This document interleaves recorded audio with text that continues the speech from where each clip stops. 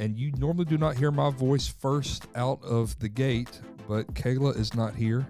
I've been teasing her. She's operating in her Christmas ministry. She's decorating houses and churches and businesses and all that for Christmas.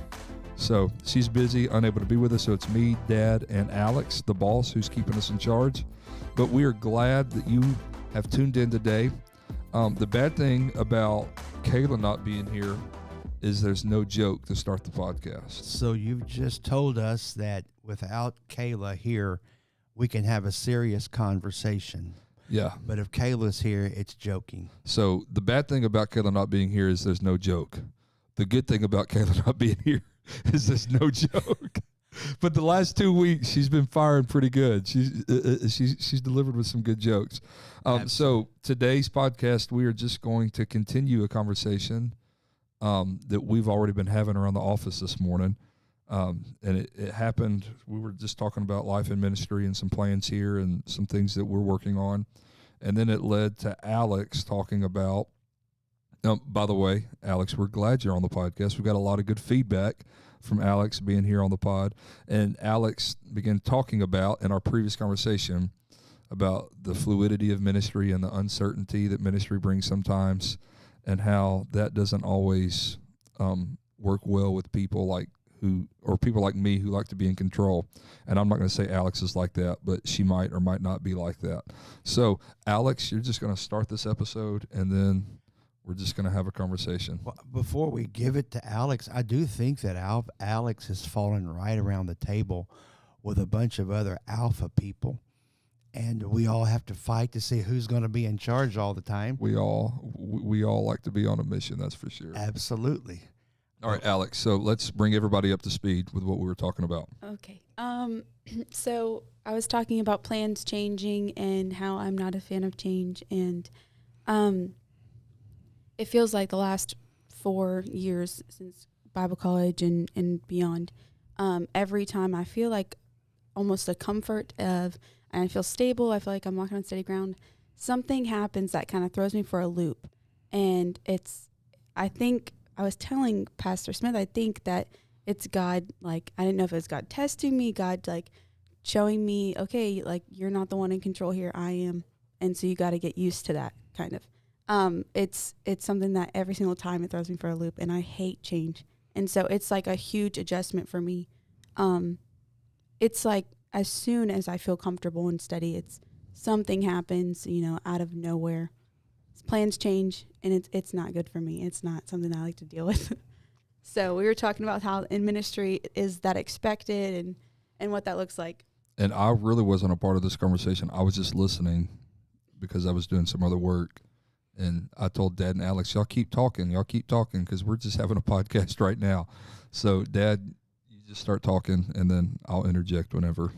Well, when you want to be in ministry, many times you have an image in your mind of what ministry looks like. You go to church or you go to a meeting and you see someone that might be up front in that moment, and that looks like that's what I'm pursuing. But the reality becomes, though, that when you do arrive at that place of an opportunity, when the door does open and you step through that door, there's two things that come to mind. First off, as soon as you go through that door and you get comfortable in that room, another door is going to open. It's the next door, and it's the next door, and it's the next door. So never do you really find a place of absolute comfort. The second thing is when you go through that door that you have so wanted, and you walk through it and you close the door and you're in this room now, you suddenly discover that this really wasn't what I was seeing, because we see people that are in leadership or in ministry.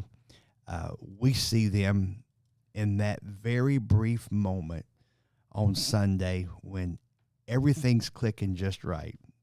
And it's a very brief time. But that's really a very minute part of what ministry is. And then I begin to tease you because I do know that this past summer you had a lot of plans, and you had an opportunity. You had a door open, and in that door that opened to you, you actually found yourself in charge of, I don't know, 75 toilets, and you dealt with 75 toilets twice a day. Probably more than that. And who knows the real number, but when you were praying and saying, God, I'll do anything, that anything in your mind did not include a toilet brush, a janitor's dolly, and 75 toilets For an entire summer. Yeah, I think, excuse me, I'm sorry. I think when I think of this conversation, I think specifically young adults who are deciding, trying to figure out the will of God for their life. Is vocational ministry, full-time ministry, is that my calling, is that my purpose? Or is bivocational ministry my calling and my purpose? And number one, I think it's very important that we establish one is not greater than the other. No, they're very different animals, but they're the same animal. Yeah, same but different. But I think a lot of times, probably, I had somebody ask me a couple weeks ago here at the church at a funeral, hey, so are you full-time ministry? And like, he was asking if I derived my income from full-time ministry. And I said, yes, I am. But the undertone that I received was, well, if you're not full-time ministry, then are you really a minister? Like, I think that is something that thankfully is getting better in the apostolic movement, especially at least in our area and in our culture, our relationships.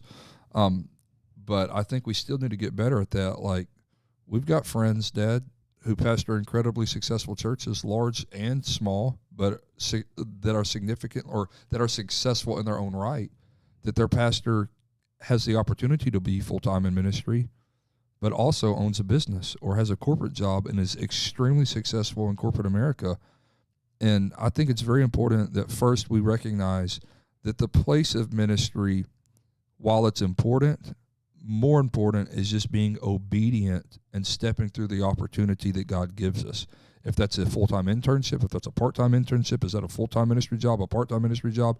If that's serving full-time and not getting any full-time or part-time compensation and having to have a secular job or career to provide for you and your family, that is regardless. Like, to me, how God provides doesn't matter. Just my obedience to his call on my life matters. So to the young people or the aspiring ministers today, I just want you to know that you don't need to worry about being full-time or part-time. You just need to worry about being obedient and submitted to God's plan. And then, Dad, to piggyback on what you just said, ministry is not nearly as glamorous as it looks. Is it awesome? It's actually more fun than it looks, but it's not as glamorous. Like, don't confuse being glamorous and having fun. Like, they're two different animals. Ministry is awesome. There's nothing else I would rather do with my life, but ministry is far different than what it looks like if you see me on the Conroe Church Instagram page. The reels that Alex and everybody else posts. The ministry is much different than a highlight reel.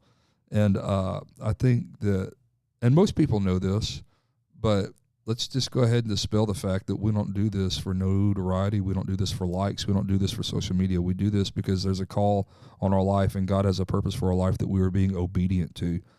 And with the change, Alex, with the constant fluidity and uncertainty, there's still nothing else that I would rather do with my life. There's so much uncertainty, and yes, I own a house in Conroe, and I've been here now. January will be 15 years for me. June of next year will be 15 years for Kayla and I together in ministry. But even after all this time, and we do have some stability, thank God, but still, while there's perceived stability, we would gladly give that up to follow the will of God for our life. And I think Paul talked about you have to die to your flesh. You know, Dad, you mentioned it. You must be willing to spend and be spent. So let's talk about that. I've talked long enough. Paul said, I'm happy to spend and then be spent. My interpretation or my view of this verse and this concept is is something that has been a lifestyle for me. And part of that is going way back. I remember only having been in Conroe just a year or so, and I came fairly financially stable. My young family, we were okay. We had a little bit of money in the bank. We had some talents, and we had some resources. And when we came and began to work, we were in a storefront church, and we began to see good things happen. But after a couple of years of that, my resources were gone. I had no resources left. And so I began to understand that my greatest resource was not necessarily in a bank account or a credit line or cash, but my greatest resource became me, the person, the man. And so Paul said, I'll spend and then I'll be spent. So I realized that there are two currencies that we have. And the first currency is our own abilities, our own resources. We have those things, but as any resource, if it's not replenished, then it's gone. And so Paul said, I'll spend, and when I've spent everything that I've got, my next resource is really the only resource I've got is myself. And so I'm spending of my resources, and my resources are gone. Then I begin to spend me. And when you spend yourself, that is, you spend yourself, and what does that look like? When you start spending yourself, you do what you do for nothing. When you're spending of yourself in ministry, if you're spending of your resources and then you're spending of yourself, there's times that you would pay them for you to do what you do, because it's a calling. And so you spend what you have, and then you spend of yourself. And when you spend of yourself, there are unbelievable resources that we don't even realize are there, because then when we begin to expend of ourselves, and we are using ourselves, and we're spending ourselves, that's when the supernatural sweeps in. And you find yourself maybe not taking a day off in a year. Which is not healthy. No, it's not healthy. But you find a supernatural strength that carries you in those moments. Now, you can't do that indefinitely. You have to back away, and I've used these terms before. You have to have moments of rest. You have to have moments to recreate, because if you do not recreate, you lose the ability to recreate. And so you have to take time away. But there are those moments when you're spending of yourself that you find a supernatural strength and a supernatural resource that you're able to just to continue on, and then when the whole building's on fire, you're able to be the one that is calm, the one that is clear. When pressures are on from different directions, when there's a storm, when there's a spiritual attack, you're able to be stable, you're able to be solid, because you're not operating with, if you needed your abilities and your resources to get through that, you would not have enough. But when you're operating with God's, and you've expended yourself and you've emptied yourself, and now you're operating with God's abilities and God's resources, then you find yourself in it's not a glamorous place, but it will produce things that might appear to be glamorous. But when they applaud you on a Sunday or on a special day about a wonderful ministry that you have, a person who has spent everything they've had, and then they've spent themselves, they don't get real excited about all of the fancy words that are said of them, because the nice accolades really are not what we're here for. And once you've spent of yourself, you realize the accolades, while they're important and while they are appreciated, that's not where the significance comes from. Paul said, Acts, I think, he was being persecuted, and he said, we don't lose heart. Like, we don't give up. Like, the uncertainty, the things that, okay, I was just getting settled, or I just found my foothold in this new season of life, happens all the time. I mean, Kayla and I have these conversations often.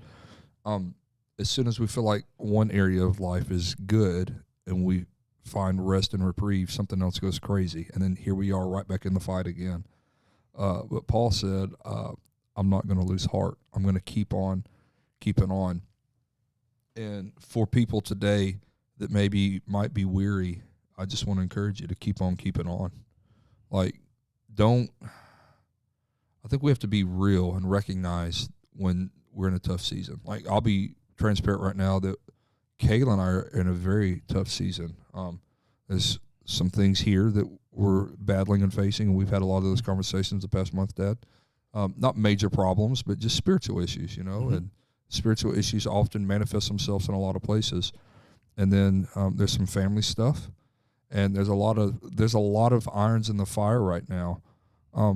But we've just made up in our mind that we're not going to stop. Like, when the going gets tough, they're just getting started. Like, and I think, Alex, for you and your situation that we're not going to talk about here, but the reason of this conversation, I think the beauty of ministry is that when we don't know and we don't understand why, God always steps in at the right time. And he's never failed, and he's not going to start failing now. And a lot of times we'll have this conversation around finances, and rightly so, because he is Jehovah Jireh, our provider. But a lot of times the same topic can be applied to the uncertainty or the lack of stability or the fluidity of ministry. We don't find, and this is a side tangent. I'm just full of tangents today. But I think a lot of times we look for satisfaction and fulfillment in what we do. When as soon as what we do, we start seeing success and metrics that are not just what we feel, but we can see it on paper. You can see the metrics moving in the right direction in planning center and budgets or whatever. As soon as we see that, then we find all kinds of fulfillment. The reality is none of that stuff should fulfill us. Oh, it's good to celebrate, and we have to watch the numbers because every number represents a soul. But the true fulfillment of what we do is found in I'm going back to what I started with a few minutes ago, is our true fulfillment is in the form of being submitted and in the middle of God's plan for my life. Like, I've had some of the most fulfilling seasons of my life being absolutely broke, like not knowing where the money's going to come from. I've had some of the most fulfilling seasons of my life feeling like I don't have a lot of friends that I can share my success with. Oh yeah. Or I have friends, but I'm afraid to share my success with them because they're not in a season of success, and then I seem insensitive. Like, I think it's important that, and all that's good, and we need to talk, and we need all this, but at the end of the day, our fulfillment comes from our obedience to God and his plan for our life. So I know I just kind of took this in a different direction, but when the going gets tough, we keep going, and we look to God as our source of strength and when peace. You start going through something, if you take what you're going through at face value, it could be a financial thing, it could be an emotional thing, a relationship thing, maybe a misunderstanding thing, maybe for some reason you're attacked and you interpret something as an attack. I've failed and I've been successful in this area because there's times that something was happening and I would hear myself coaching myself saying, you got to get through this. It's going to be all right. Only to realize a little later I was walking this pathway because I was being prepped, because I was fixing to help an entire church through this or another ministry through this. And I found that when I really start feeling pressure, instead of focus on the pressure, to start looking out beyond that immediate pressure. Okay, God, what's going on here? And I've done this a lot of time. For instance, I just did this last Wednesday night in our service. I was teaching, but I realized that I didn't think it was being received. I felt the bounce back from the people. And so I said, some of you folks have been going through some stresses. You've been feeling some certain pressures. And I know you have for like 2 weeks. You've felt these extreme pressures. And I made the connection in that moment that for like 3 or 4 weeks, I'd been feeling some extreme pressures. So it dawned on me, I was a week or two ahead of the body that we were leading with that pressure. And so then I was perfectly equipped. I was perfectly equipped to minister in that moment, because some of these folks were 2 weeks into what they were doing with, but I was a month into it. And so suddenly I was marveling while I was encouraging them, and we're going to move through this, and God's going to encourage and lift, and all the things you say. I was sitting there marveling in what's going on in the back of my mind that, when are you going to learn that you went through this because you were fixing to lead or coach or help someone through the very same thing? And we've seen those things happen when I've told you often, Trent, that there's always a pathway forward. And many times the pathway forward wasn't the pathway wasn't the way I had it planned. But how many times have we sat down and we've faced something and we say, okay, let's take a deep breath, and what's our path forward through this? And usually when we slow down and we look, the pathway forward really wasn't very bad. Yeah. The pathway that God, His word is a lamp to our feet and light to our path.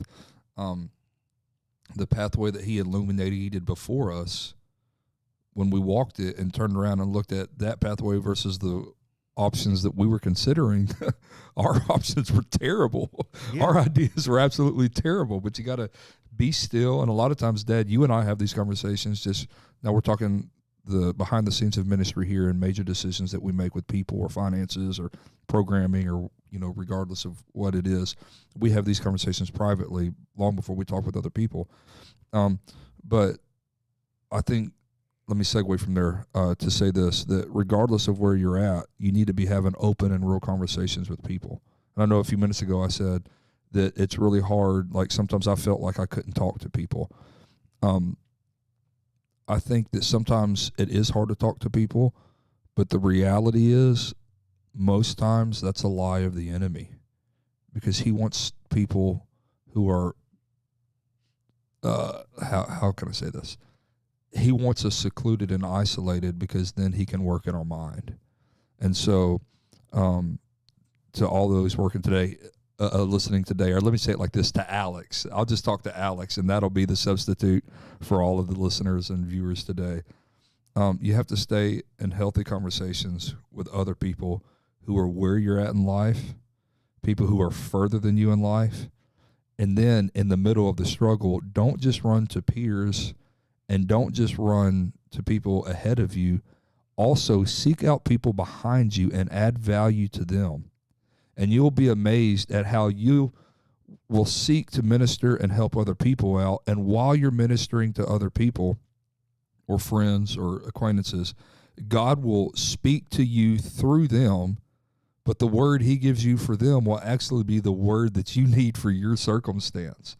Like, conversation is so very important. And that's why I think it's very important that we be well connected with people. Like, no man is an island into himself or herself. Like, Alex, you're alone on staff here. Like, it's me and Kayla, mom and dad, and Alex. So, like, you can look at it and feel like, well, I'm alone. I don't have a spouse. My family's across the country. I've got all this. But then you forget that, well, I've got people around me. And while there's no one where I'm at on staff here at Conroe Church, this is like an Alex session. My goodness, I didn't mean that. Oh my goodness! But one thing, but you sure have people today, and friends. Go ahead, Dad. We're fixing her today. We're getting you fixed. We're fixing her all up. No, but if you're out there listening today, I think that what we're saying right now is that in this journey you can't go alone, and there will be moments that you feel alone. And it's and I've done this before. I have gone and sat in a building with 1,000 people. Feel like you're the only one feeling absolutely that there was nobody. And then looking around to realize there was 1,000 more probably feeling the same way, because of the devil wants us to become, the enemy wants us to feel lonely and isolated and vulnerable. But in all reality, most everybody feels the same way. This is the power of relationships. And so to carry this thought that that some of the natural things that happen in life are really spiritual things. And this conversation began because of some natural things that are happening. And then I can't help but good things, I might add. Yeah, good things. And these opening doors, these doors that continue to, one door opens to another door, it opens. And Alex came to us as an intern. And in the conversations today, she was verbalizing the possibilities of another intern. Now, and suddenly you see growth. You see Alex has traveled that journey, and now just what you've said, not only has she traveled the journey, but she sees the possibility of how to reach back and bring someone along on your part of that journey, and not even realizing what happens is she has been prepared through her journey, and now she's reaching, and she looks to y'all. She's working in ministry, but also there's this whole concept of, I'm not doing this by myself. I found a way I could invite somebody onto this journey with me. And that's what ministry is. We go through things, we grow, we're expanded. And whether you draw all of your livelihood, if you're working a secular job out there, and then you're pursuing the kingdom, don't let that secular job, don't let that discourage you from God using you at the greatest. Because I promise you, if you're able to have a secular career and couple that with a God-called ministry, trust me when I tell you this, you're going to be much better off down the road than if you're somebody who only was a full-time minister from the time they were 20 years old. You're going to have resources and abilities that are natural, that will bless you and bless your family and bless the kingdom. Those resources that you have being in a bivocational place are going to be much stronger and greater than if you don't have that bivocational ability. And so I applaud you. And I don't know what the number is, but I heard something quoted just recently that more than 65% of Pentecostal type ministers are bivocational in some way. Now, whether they have a 40-hour job that they punch into, or the way things are now, you can work from home or have a business or something online, but they have to have more than one revenue stream and one more abilities to work in more than one way. I applaud that, and so don't be discouraged if you've not been given that invite to be that, quote, full-time person, because there are many people that are not full-time that are doing much more for the kingdom than those that might have this full-time job and are able to maybe have only one focus in life. But in all reality, I applaud the abilities to have 2 or 3 things going on at one time. That is incredible. And many times when people get ministry, they don't get what they saw. And I think it's absolutely important for us to realize that ministry, at whatever level it is, it will be a life of sacrifice. It's a life of serving. If someone arrives to the place to where that they feel like that they should be served, they have outlived their usefulness in ministry. But this is what we do. We serve, we give, we spend of ourselves, and it will not stop. You're in your 20s, Trent, you're in your 30s, I'm in my 60s. It doesn't stop. Serving of others doesn't stop. And I'm fairly cognizant that when I hit my 70s, I will still be pouring into other people, because that's what we do. We serve.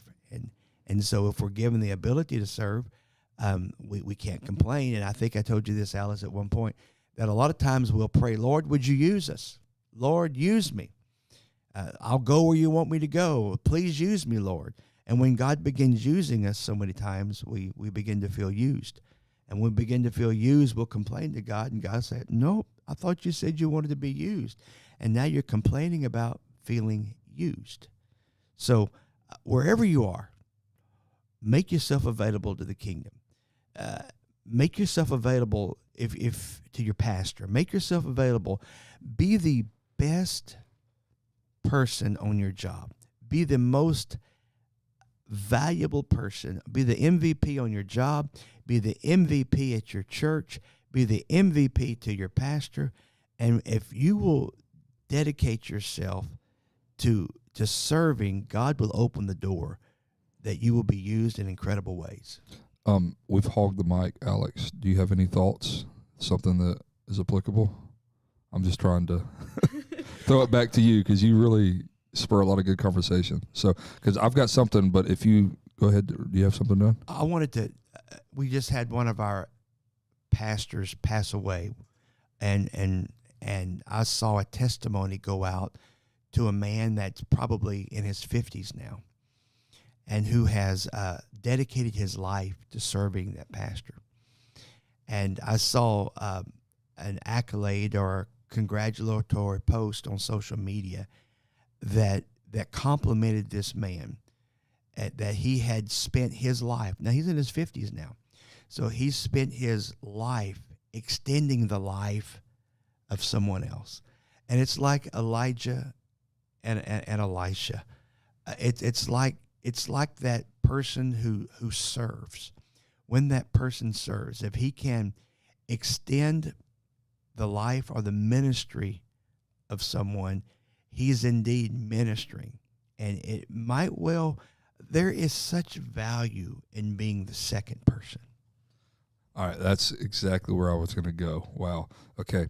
So a lot of times, Tell us we're not following the cloud. we're following that cloud. Exactly where I'm going, but I was coming at it from a different direction. A lot of times, young people, young adults, people my age even, because unfortunately there's this idea and there's a subculture in a lot of Christianity that you're a young man until you're 50 and you're not qualified to lead and do anything like that till you have gray hair and your kids are out of high school. There might be some validity to that, but I overall strongly disagree with that mindset. But there might be a young person today, or maybe someone who's my age that hasn't been given the opportunity that you think, and you feel like you're overlooked and you're unnoticed.